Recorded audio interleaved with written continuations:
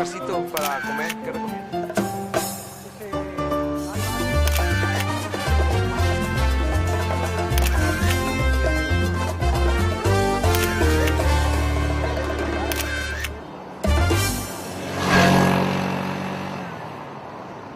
Buenos días para ustedes. No cabe duda que no hubo kriptonita suficiente que pudiera debilitar. After 20 years of covering news around the world, after witnessing Olympic Games and soccer World Cups, and after putting my life on the line more than once while covering wars and natural disasters, acaba de pasar una explosión aquí donde estábamos nosotros. I've decided I had enough. It is time to do something really fun.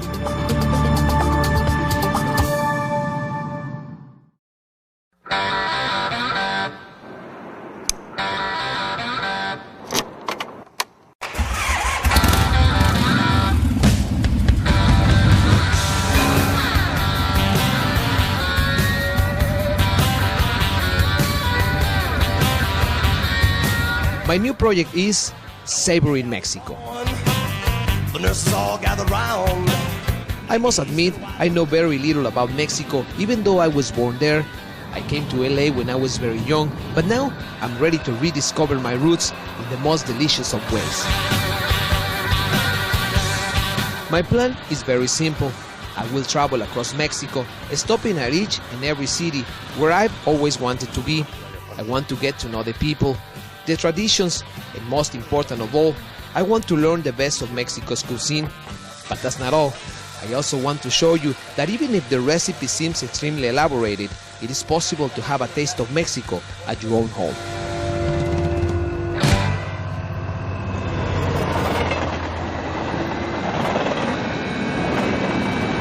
"145 miles stood between Los Angeles and my first destination, and let me tell you, the trip was just awesome.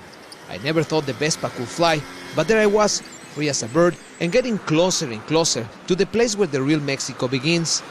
My first stop is Tijuana.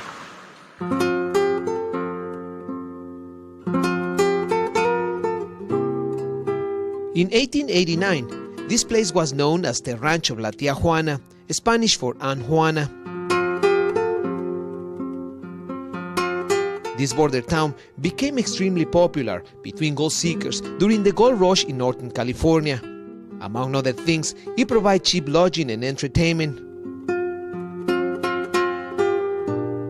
By 1911, the town's name had changed to Tijuana and had grown into 100 homes.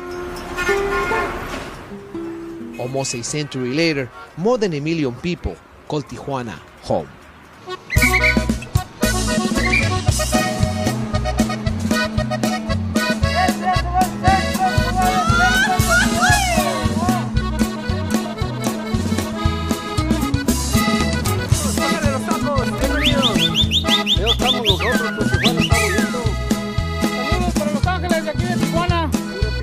Today, Tijuana is considered one of Mexico's top 5 most important cities. It is the busiest border crossing in the world. Over 100 million people cross this border every year, and over 500,000 of those crossings are not very legal, if you know what I mean. It is a city full of contrasts. People from all over Mexico come to Tijuana in search of opportunities. It is Mexico's very own melting pot. Somos turistas, somos de Guadalajara. No soy de aquí. ¿De dónde es? De Durango. Primera vez que estoy aquí, pero me imagino que está bien. And that peculiar mix is portrayed in the food, the customs, and even the clothing.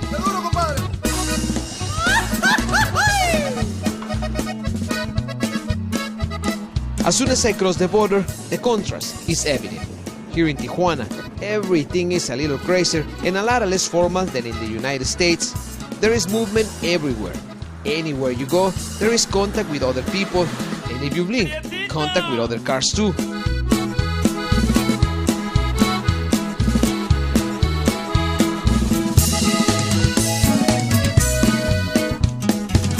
Without a doubt, the streets are the best place to discover Tijuana.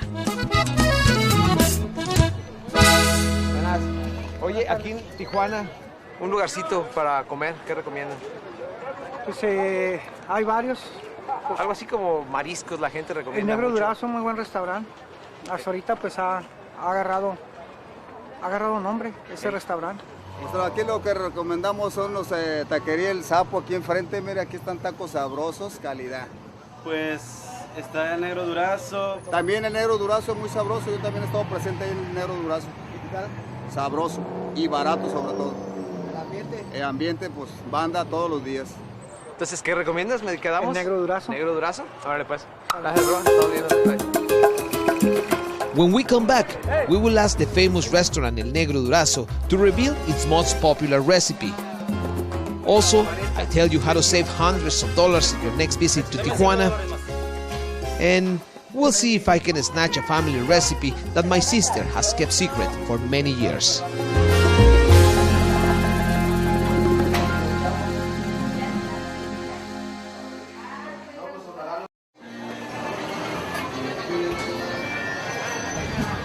The first thing that jumps out of you at El Negro Durazo is the livelihood of the place.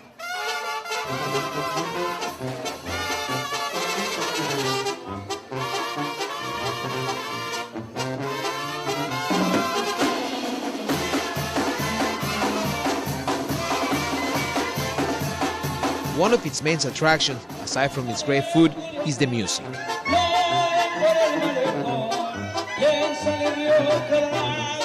This restaurant, opening in 1985 with the idea of bringing a little bit of the Mexican state of Sinaloa to the border.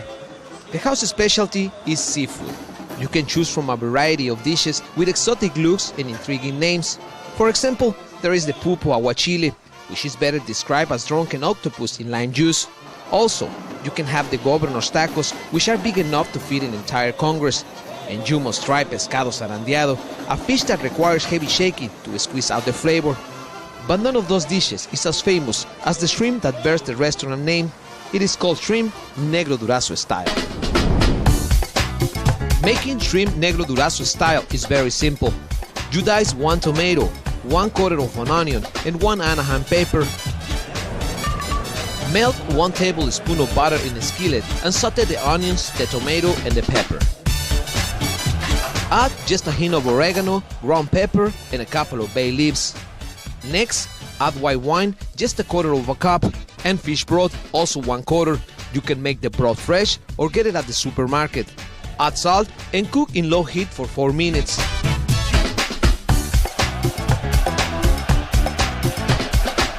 Now it's time to add 10 to 12 raw shrimps and cook until they are completely pink. To give the dish even more flavor, serve it on a large plate, sprinkle some cheese and paprika and let it melt. You can serve the shrimp with rice, salad, and a dressing of your choice. And this is what the famous shrimp Negro Durazo style looks like. If your mouth is watering, you are not the only one. But I get the tasting first.